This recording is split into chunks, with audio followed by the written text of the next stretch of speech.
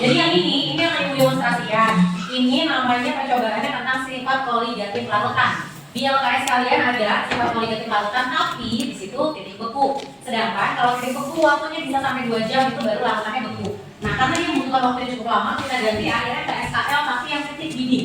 Ya, jadi nanti ketika ujian praktek yang dipakai adalah yang ini. Oke, yang kita butuhin bahannya itu ada larutan NaCl, kemudian ada larutan urea, sama nanti akan ada aqueous atau air. Jadi ada 3 larutan, NaCl, urea, dan juga air. Kita akan mengetes tiga-tiganya memiliki titik didih di suhu berapa. Contohnya kayak gini ya, misalkan yang ini adalah NaCl, yang ini air, yang ini adalah urea. Caranya seperti biasa, kalian bakar dulu. Oke, caranya seperti ini ya. Jadi kalian nanti didihkan larutannya, ada 3 larutan, air, NaCl, dan juga urea. Ada yang tahu urea dan NaCl termasuk elektrolit atau non-elektrolit? Elektrolit. Kalau NaCl? Elektrolit. Berapa jumlah ion NaCl? NaCl ada berapa jumlah ionnya? Ionisasi jadi apa? NaCl termasuk elektrolit kuat atau lemah? Kuat. Sehingga jumlah ion itu akan sama dengan nilai faktor Van Hoff-nya. Maka ini akan ada tambahan dikali dengan I, ya. Kalau yang urea cuma M dikali Kb, kalau yang NaCl berarti M dikali Kb dikali dengan I. Nilai Kb karena ini adalah konstanta of Boyle, jadi nilainya 0,52 dan ini tetapan, nilainya nggak pernah berubah, ya. Jadi nilai Kb-nya segini, maka tugas kamu ketika LKS yang ini adalah mencari berapakah molaritasnya. Jadi molaritasnya ini nggak diketahui. Namun tujuannya adalah mencari berapa molaritas dari setiap larutan NaCl dan juga larutan urea. Itu tugasnya di LKS yang ini nanti ketika ujian praktek, ya. Nah, caranya ketika kamu sudah nyalain ini terus didihkan, jangan lupa ini si termometer tidak boleh disentuh pakai tangan, harus pakai tali. Jadi ketika kamu nanti mau mengukur suhunya, pastikan si termometernya tidak menyentuh dasar gelas. Jadi harus kena ke larutan tapi tidak menyentuh dasar gelas. Jadi silakan kalian cari caranya, entah ini diturunin, entah si si besinya nih kamu apain, pokoknya intinya si termometernya nggak boleh menyentuh dasar gelas. Oke? Ini diukur sampai dengan termometer ini kan naik ketika dia mendidih, berhenti ketika di angka dia maksimum. Air mendidih biasanya pada suhu berapa? 100. Nah, di sini air sebagai kontrol kamu.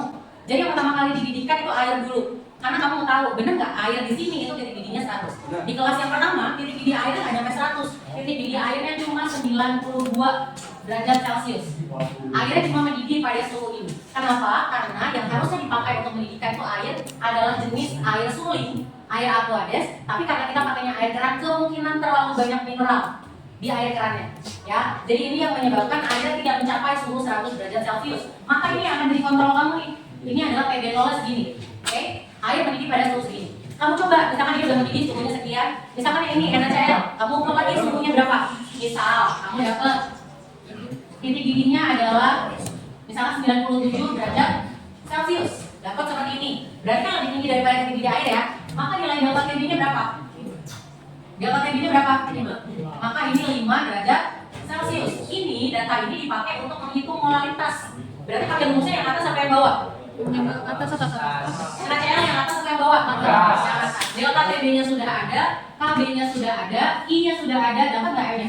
Silahkan dihitung berapa M-nya? Hitung 5 sama 52 M dikali 0,52 dikali belum hitung. Berapa M-nya? Dapat molaritasnya 4,8 molar, ya. Ini tadi ditanya Pak Rian, NaCl yang dibuat oleh Pak Rian itu besarnya 5 molar. Artinya yang kamu hitung berarti mendekati dengan nilai dari molaritasnya NaCl. Jadi kamu ketika ngerjain tugas yang ini, itu artinya kamu harus membandingkan, oke, molaritas yang kamu hitung dengan molaritas yang sudah diketahui di awal. Tapi ketika ujian ya nggak diketahui ininya molaritasnya. Nanti misalkan itu mendidih 5 molar, terus kamu hitung jawabnya ternyata 2 molar. Berarti kemungkinan kamu masih kurang lama menunggu larutannya untuk mendidih. Jadi karena misalkan gini, ini kan mendidih pada suhu 90-an. Ketika dia mencapai angka 90, itu naiknya itu akan sangat lambat. Beda dari 30 ke 40 ke 50 itu naiknya cepat tuh. 30, 40, 50 naiknya cepat. Tapi ketika dia sudah mentok di 90, mau naik ke atas itu naiknya sangat lama. Jadi bisa 91 itu 1 menit, nanti naik lagi 1 menit, 1 menit, 1 menit. Itu kan makan waktu. Oke? Jadi perhatian baik-baik, kira-kira dia ini stuck di angka tertingginya berapa? Jadi jangan langsung kamu berarti, oh ini udah nih selesai. Oke? Tungguin sampai dia benar-benar selesai bereaksi. Ya, jadi ini lakukan hal yang sama untuk urea juga. Jadi nanti urea akan dihitung juga berapa titik didihnya, kemudian dihitung juga molaritasnya. Terbayang? praktikum yang ini? Oke. Sekarang kita praktikum yang uji nyala. Yang uji nyala kita akan pakai ada 5 zat. Di sini ada BHCl2, kemudian ada CaCl2, ada potasium itu KCl, kemudian NaCl dan ada MgCl2. 5-5-nya akan diuji. Caranya gimana? Caranya kamu akan dikasih nanti pelatih tes yang ini. Jadi nanti pelatih tes ini akan dibagi di setiap kelompok ya. Silakan kamu tuliskan nama dari larutan yang kamu uji kayak gini. Ini ada Cl, ini KBl, KBr, misalkan ini CaCl2 dan sebagainya. Ditulis, karena ini lubangnya ada 12, sampelnya yang diuji ada 5, silakan dibedah. Jadi supaya tidak tercampur antara satu larutan dengan larutan yang lain. Tidak boleh tercampur, ya. Caranya gimana? Nanti ketika kamu sudah ngambil sini, kamu ambil yang namanya kawat mikro. Ini namanya kawat mikro.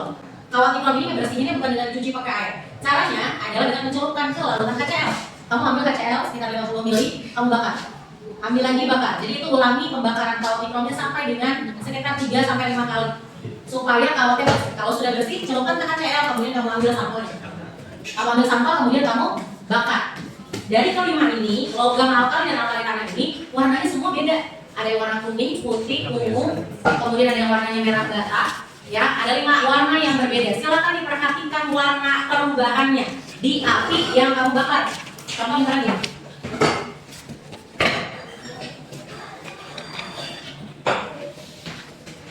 Ini apinya. Ini kamu bersihin dulu pakai kawat mikro pakai CL ya. Ini kamu bakar.